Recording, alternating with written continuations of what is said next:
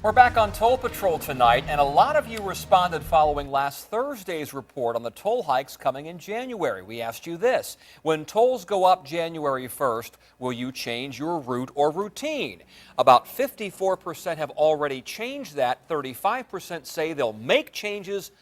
Only 11% said they will not change their routine.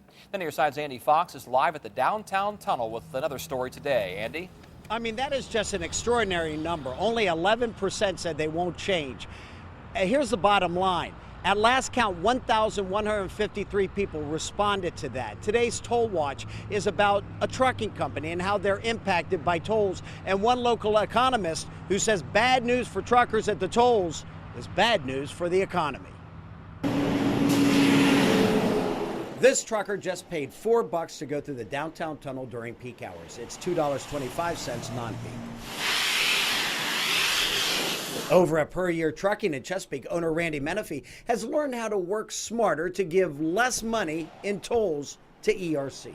Some of it has to do with changing some routes and schedules, and most of it has to do with not doing as much work on the other side of the tunnel. When tolls were first announced, Menifee feared the worst, thought he would pay $50,000 to $70,000 a year in tolls. But 9 months in, he's only put up about $5,000. It's not that we were doing it wrong before, but when you add the toll in there, it makes you rethink things. And you had some idea about off-peak. ODU economist Dr. Gary Wagner co-authored the State of the Region in Hampton Roads. The ERC VDOT contract calls for a yearly truck toll increase of 3.5% or the rate of the Consumer Price Index, whichever is greater. That means trucks will pay between $47 and $86 by the year 2070.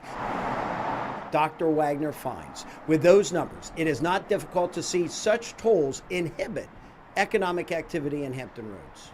You're going to end up making it so it's less desirable, it's an area that's going to be less competitive, and it's an area that's going to grow more slowly in the future. As for the future, the tolling reality check is this: more new roads mean more new tolls.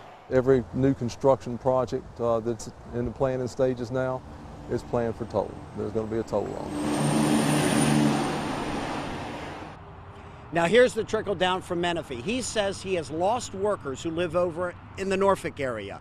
They don't want to come through the tolls. He says, though, that he has hired more people who live on this side who don't have to go through the tolls in order to get to work. They are working for him. But that's what Dr. Wagner's talking about, how tolls further divide the community.